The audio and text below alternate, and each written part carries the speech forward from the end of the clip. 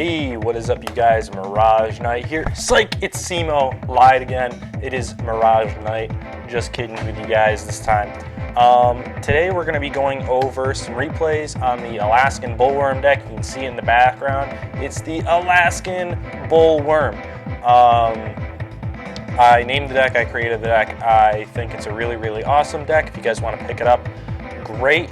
Play it, do it, love it. It's a wonderful, wonderful deck. I'll be going over the deck profile in another video, linked down in the description below. And this is just, a couple fine examples of what the deck can do, what the deck likes to do. It incorporates 4 different engines, which I'll go over in the deck profile later on. But without further ado, you guys, enjoy the video.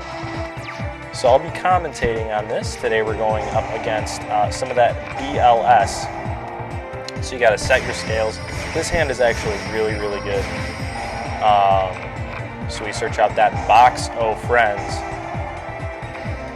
He effect Valors it, which was the wrong card to Valor. But obviously this kid doesn't know Yu-Gi-Oh! That's completely fine. We're still in the first turn here, but he went minus. And that's it. First turn, that's a pretty good first turn. Dank holds it, but doesn't matter. Psych, get my monsters back out onto the field. This deck is super resilient. And he summons that Manju, that young Manju.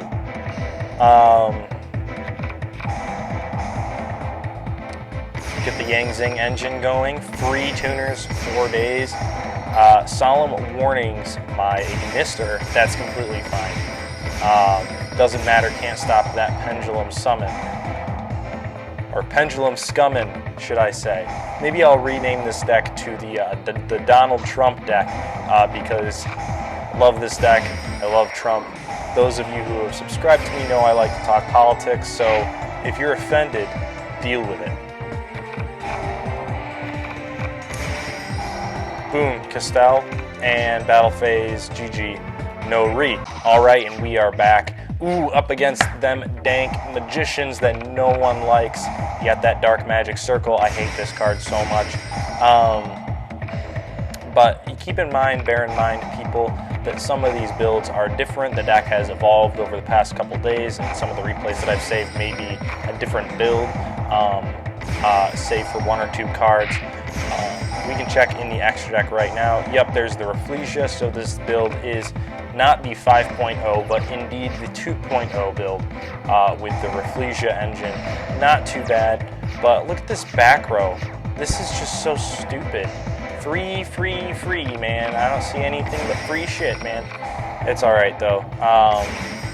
This deck does get some pretty free advantage. Box of Friends, as you saw in the other video, is a +2. So, yeah. You can see how much this deck can go off with the super heavy Samurai engine going on there. Look at this. Ooh, Eternal Soul. He's going to banish my stuff. That's completely fine. We have that Valor drop down on the Eternal Soul, Castell, target. That's completely fine as well, because I wouldn't have saved this replay if I didn't win. So destroys all my stuff. I get my Pendulum Scale, Raigeki. Look at the dire situation that I'm in. They're short, no board here. 3 cards in the Pendulum Zone and 22 cards left on the deck. Destiny, draw of power. Look at this draw power go from 3 to 5 in 1 draw phase. Pretty crazy stuff. Oh, now that is what I call the 1 pump orgasm. Oh my gosh. It's getting me wet just looking at it. So yeah, we go and make out the Ignister.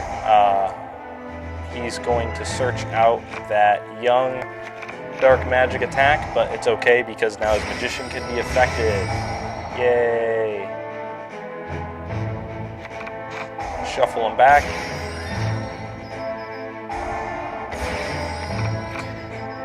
And he quits right there. Keep in mind, fellows, ladies and gentlemen, this card would have been banished, unfortunately. And That's okay. He would have been in a pretty bad position. He does have the Magician's Navigate down. He probably could have pulled a comeback, but he rage quit instead. He knew that he did not have it, so I'm assuming he knew that he didn't have it. And we are back once more playing up against Ojama's. Thanks, Ojama. It is like a level 2 beast deck with the Raccoons and the Ojamas. I mean, no one likes either, so it's okay. But he is playing something, doesn't really matter, because we start out with that box of friends going +2 on the first turn. Crazy, man. With that young Pendulum Scummin', I'm sorry, because we are scumming it up here. We are scum of the earth with the Alaskan Bullworm.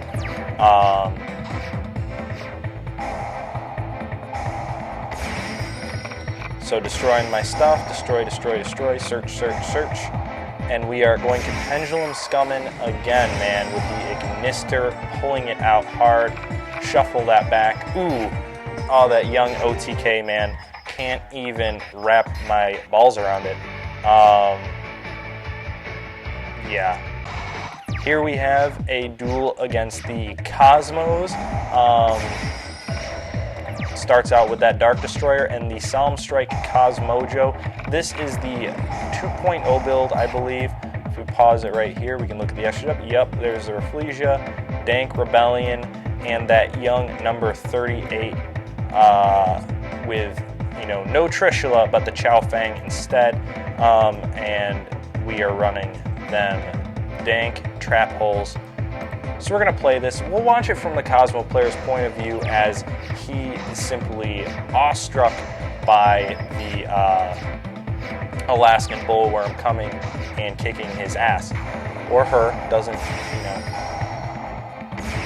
Pyre 64. Pyre 64, you got your ass whooped by the Alaskan Bullworm, and you were playing freaking the Cosmos, man. Can't even stop it with them. Cosmojos does not want to risk his young Dank Destroyer getting blown to pieces. He probably is only running the one of Forerunner. I would have to look. We will look in a second. But I just have a nasty hand right here. Look at this. Getting them Ignisters out, cycling stuff back, destroying whatnot. Banish from the field that Ignister, shuffle the other Cosmojo back, going for a Dogfighter. And then we are still having the Pendulum Scummin' right here, going for some of them rank 4 search plays, the Castell,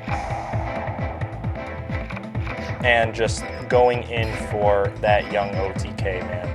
He quits right here. He just can't handle it. He's playing Cosmos. Let's reel it right back in. I'm going to cycle back through, and then we're going to find out what exactly is in his deck. All right, we are back right here, and I just wanted to see what is in his deck. We are in the standby phase. Look at that Raijunky, man. And then the Solemn Warning, Bottomless, Chaos Trap Hole, double strike so far. Ooh, triple strike in his hand right there, man. Can't even beat me running triple strike. The triple, I believe, Cosmojo. Yep, triple Cosmojo. Maxi for days. Can't even beat out the Alaskan Bullworm. So, yeah.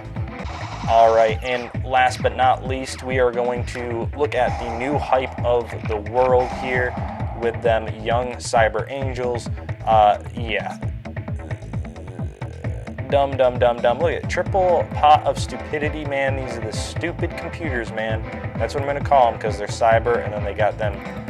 They're stupid on the pot, man. They smoking too much of that 420 deals it with that pot of stupidity, making them lethargic, not wanting to do anything.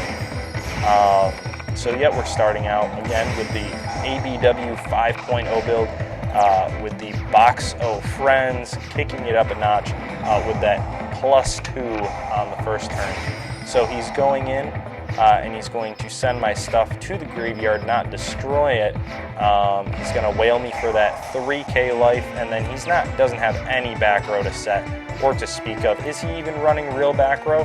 He's running back row removal. Yep, he is running a Solemn Strike and a Solemn Warning and a Bottomless Trap Hole. Okay, let's see the back row that I'm running here. I just have the Metalphosis counters. The only traps that I run is 1 combination and 3 counters. So yeah, and then there are the other 2 counters. Not even real back row. No trap holes, no nothing.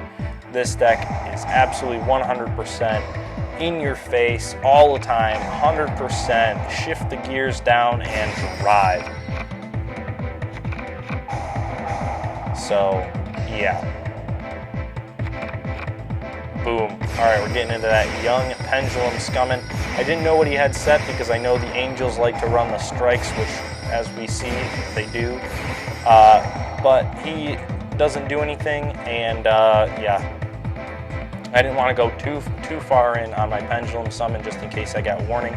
But yeah, look at this. Turn 1, setup. Turn 2, he gets rid of my stuff, whales me for 3k. Turn 3, OTK. Close to it. I stole his monster. That's pretty bad. And then I have, the Metalphosis Fusion and the Metalphosis counter ready to go with full scale set. Of course, this deck doesn't like to have a hand. No hands, man. Look, Ma, no hands. Infernities, man. This deck is just like it. So Summoning Curse. Someone played Summoning Curse against me once. Did not go well for them. They had to keep paying that 500 life every turn to maintain their Summoning Curse, but psych, I summoned like 10 times with no hand. Look, Ma, no hands. Hashtag Infernities, man. Can't even compete with it. So, with that being said, you can see right here we have a picture of what the Alaskan Bullworm looks like. It's scary, big, scary, and pink. It's the Alaskan Bullworm. That's how it's described, big, scary, and pink.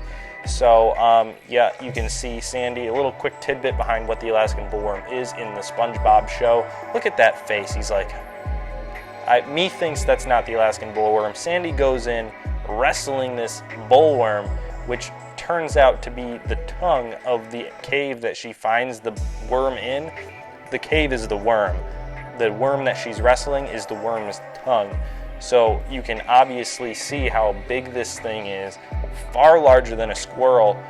Can you imagine a squirrel and her head is about the size of one of these worms' eyes? It's a big worm. So, and then SpongeBob's behind the rock being like, Sandy, you fucked up. You have fucked up now. So that's basically it, you guys. Go check out the deck build in the description down below, and I'll catch you guys on the flip side. Go check out those Illuminati. They are always watching, and watch out for the bullworms, man. They'll come and get you. All right, Mirage Knight signing out. Stay fresh.